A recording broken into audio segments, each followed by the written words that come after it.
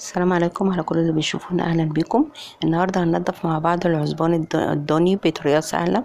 انا كنت بستعمل العيدان بتاعه الشيش طاووق، فكان الوقت متاخر وما كانتش موجوده عندي.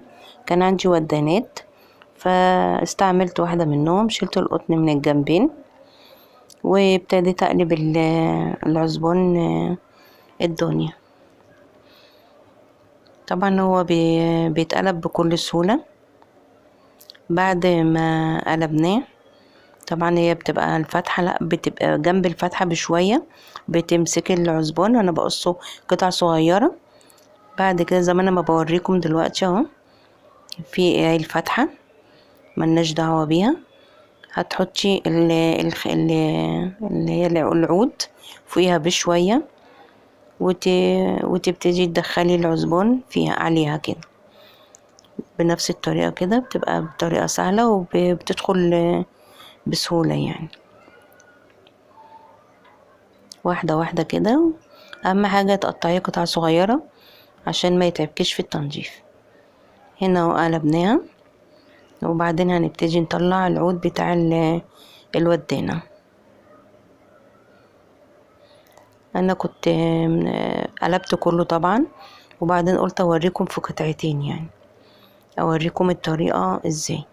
هنا خرجنا العود،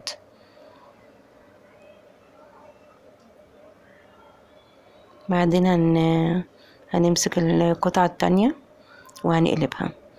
انا من النوع اللي ببقى انا بوريكم الاول اهي الفتحة، بوريكم تاني ملناش دعوة بيها. هتدخلي بعدها بشوية وهتحطيها كده، تقلبيها واحدة واحدة، تسحبيها على العود بتاع الودانة. انا من النوع اللي بعمل ببطء بهدوء، يعني علشان البنات اللي هي لسه جديدة متجوزة جديد او في بيت اهلها لسه، يعني ما كانوش بيدخلوا المطبخ او حاجة، يفهموا بسهولة. يا رب طريقتي بس تعجبكم، عشان انا من النوع اللي بشتغل ببطء فعلا عشان خاطر الناس تتعلم وتفهم. هنا خلاص قلبناه، هنضيفها بقى على باقي العصبان اللي انا كنت قلبته.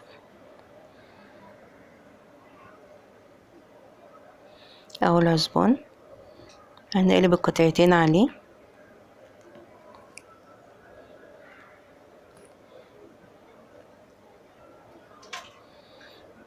طبعا في ناس بتنضفه بطريقة تانية، انا حطيت ملح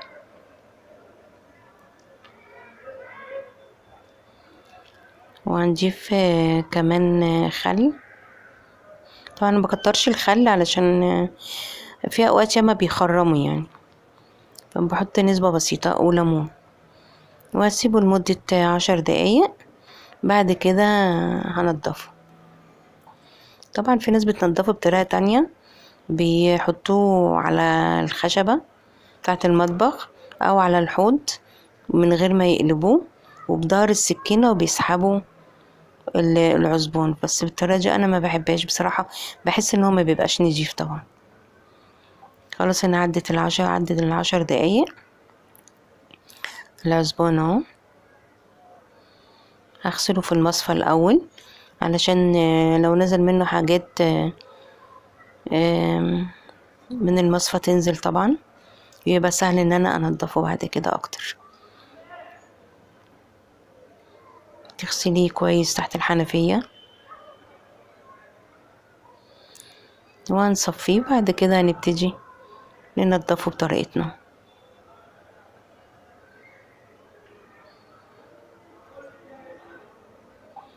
هنا بصفيه،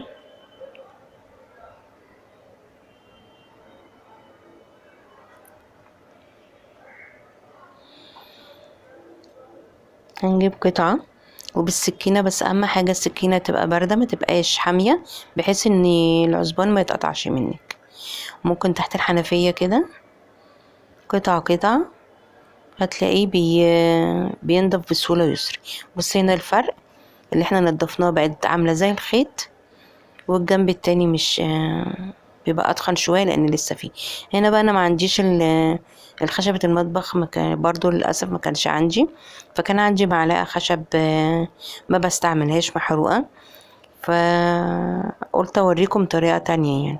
اللي عندها الخشبة بتاعه المطبخ تستعملها، اللي ما عندهاش ممكن تتصرف يعني فعلا انا كنت بنضفه ممكن الفجر، فاتفاجئت يعني ان الحاجات دي مش موجوده. انا بوريكم ببطء علشان خاطر تبان معاكم الطريقه، تبقى سهله وواضحه يعني. هنا بنضف جزء،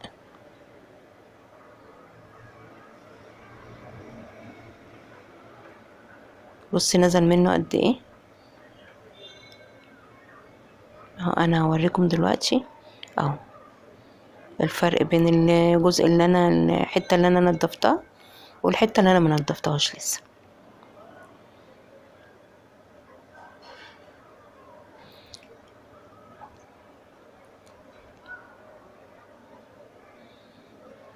بعد ما قلبناه ونضفناه هنغسله تاني في المصفى.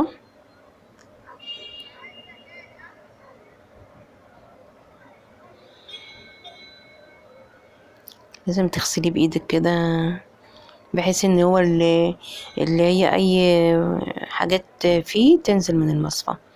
بعد كده هصفيه واحطه في طبق تاني،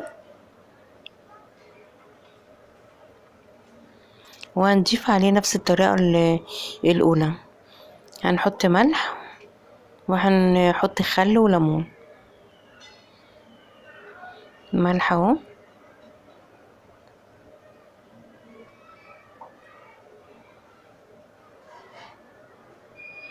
وشوية خل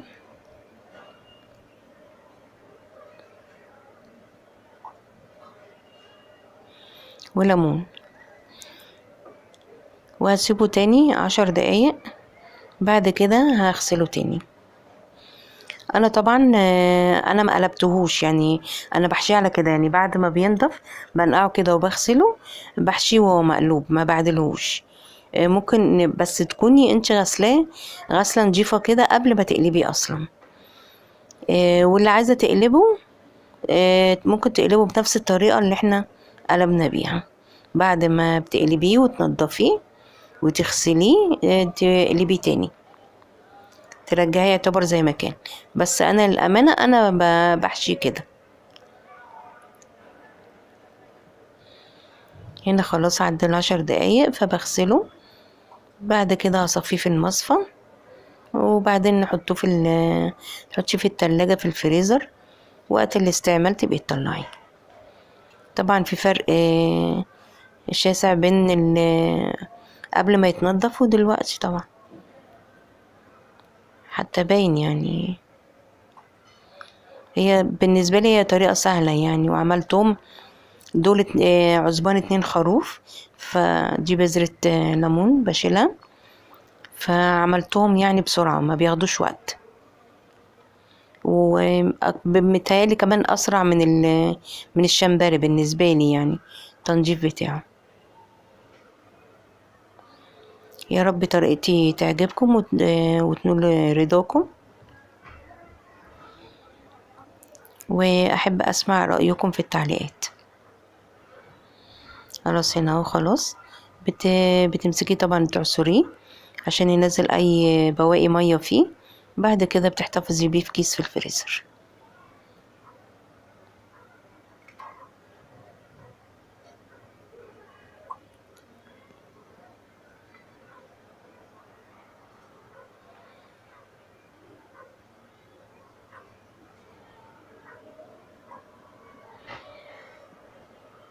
خلاص انا هنا بوريكم الفرق. بيبقى فعلا كده بعد ما بيتنضف بيبقى شبه الخيط. انا بنتي والله ما كانتش بقولها تعالي اعملي معايا، فاتفاجئت بيه ان هو عامل كده،